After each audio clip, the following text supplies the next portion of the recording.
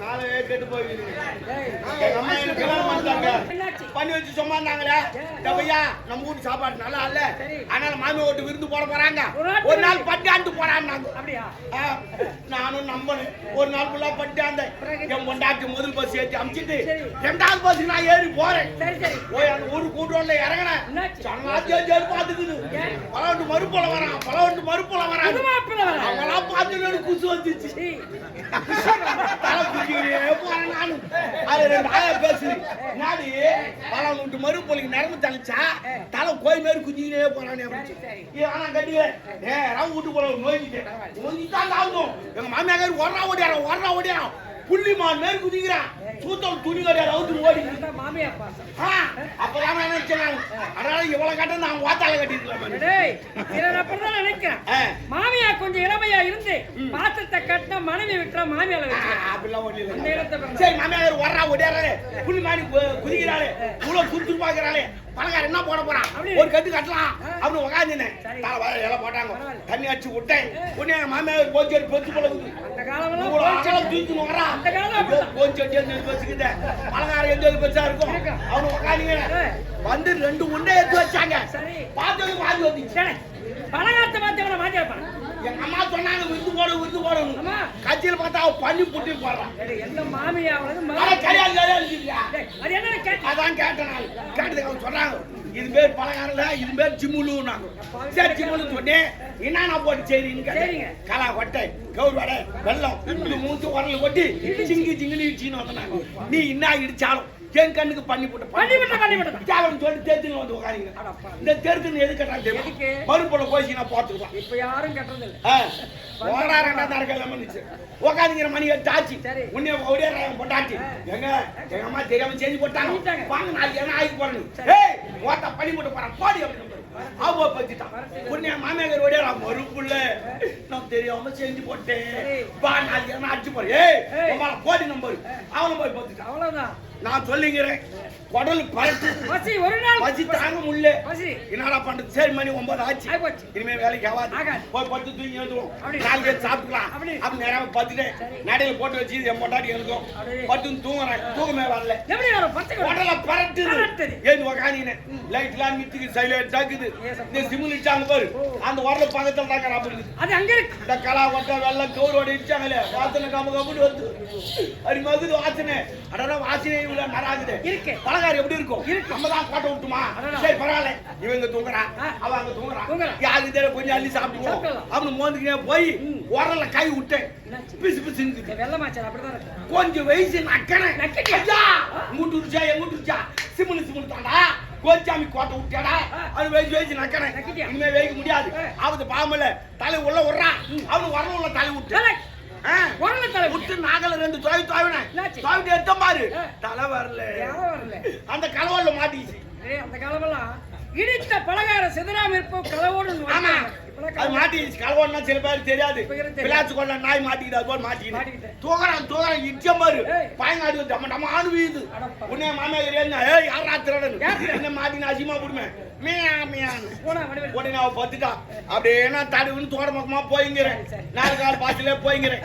ஒரு முள்ளு வேலையை வேஸ்ட் மாட்டினா அவதிச்சு. ஒண்ணுமே போய்ங்கிற ஒண்ணுமே கிடையாது. உள்ளோ அப்படியே போய்ங்கிறேன். போய் ஒரு புளி மறைஞ்சது அவங்க முட்டிங்கிறேன். என்னால எடுக்க முடியல. 4 கால் பாசெல்லாம் தூங்கிட்டேன். அங்கதான் என் மாமியார் பசுமாடு கட்டியிருந்தா அடி நான் ஆட்டுக்கு எங்க ஓட்டு அங்க கிடையாது. நான் சொல்றேன் நான் 2 அடி கட்டிங்கிறீங்க. அது ஓட்டுக்கு இது அது நான் அப்படியே தொங்கிறேன். மணி 3 ஆச்சு. எங்க மாமியார் பால் கறவை நேரம் வந்தா கண்ணுக்குட்டி அவுத்து விட்டேன். அந்த கம்நாட்டு கண்ணுக்குட்டி அவங்க வாத்தா யார் மனுஷன் தெரியாது. நான் 4 கால் பாசம் நில்லுனேன். நேரம் வந்து 2 மூட்டு முட்டிச்சு. ஐயோன்னு கத்தலாம் நினைச்சேன். கத்தனா மானம் போடுவேன். ஆமா மாமியார் ஓடியாந்தா அவர் வெடியாவது கண்ணு தெரியாது போலுது. மாலை கண் போலுது. மாடா கண்ணு 2 கட்டு கண்ணுக்கிட்டு மேல கட்டு சொம்பளை தண்ணி எடுத்துன்னு வரான். ஏன் மாமியார் சொம்பு எடுத்துன்னு வரான். சரி பாக்கலாம். நேரம் வந்தா சொல்லு அடிச்சா அடிச்சுட்டு கையாட்டு வச்சாங்க. கத்த ஆரம்பிச்சா. அவ கத்தனை கத்துக்கு பக்கத்து வீட்டு ஜனம் 3 எல்லாம் பேட்டி ஆச்சு ஓடியாங்க. இன்னாடி ஆச்சு ஐயோ நேற்று பசுமாடு வாங்கினேன். 4 காமு இருந்துச்சு 3 காமு காணமே. அடி பாவிட்டு மாடு மறு போடல. நாங்க பக்க பண்ணு வீட்டுக்குள்ள ஓடனா கலவோட எடுத்து விட்டாங்க. அங்க போட்டு ஓட்டாங்க தாங்க வந்துக்கிறேன். ஐயா எவனா கண்டுபிடிக்காதலாம் மாட்டாடிக்கு மேல அடிக்கிறானுப்பா. ஒரு மாமியார் வீட்டுக்கு போனா வச்ச பலகாரத்தை தின்னணும். தின்னலை எவ்வளவு அசிங்கப்பட்ட. ஐயா தம்முன்னு இருக்க. இப்ப எதுக்கு சொல்றேன்னா எல்லாம் புதுசா கேள நான் போ பாருங்க. போறது துண்டு வந்துருவாங்க எல்லாம் பால் கறந்துருவாங்க. அம்மா இருப்பறதெல்லாம் பால். ஐயா உங்களுக்கு ஏறத கண்ணால. டேய் ஏன்டா காலத்துல கட்ட சொல்லி விட விட்டு தாலி ஏன் தாக்கோ கேள்வி come on. Okay. Oh my God. அவனுக்கு ஒரு பெண் குழந்தை. ஓகே. தாய் வந்து போடுவாங்க பொண்டாட்டியே சாவலைங்க. அவன் தாலி கட்டி பாயுதுங்க நான் ஏன்டா தாலி கட்டணும்? எதுக்குடா தாலி கட்டணும்? சில பேர் வேதனை பண்றான். சில பேர் வெட்டிக்கல உட்கார்ந்துறான்.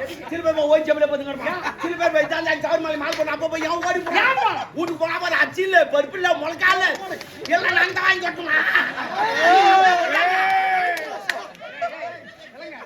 ஆண் மக சம்பாதி அப்ப ஏரியால என்ன தூக்கி வச்சிரான்? ஏய் நாம எல்லாம் பிரியாரிட்டு தான் ஏரியால ஊத்து.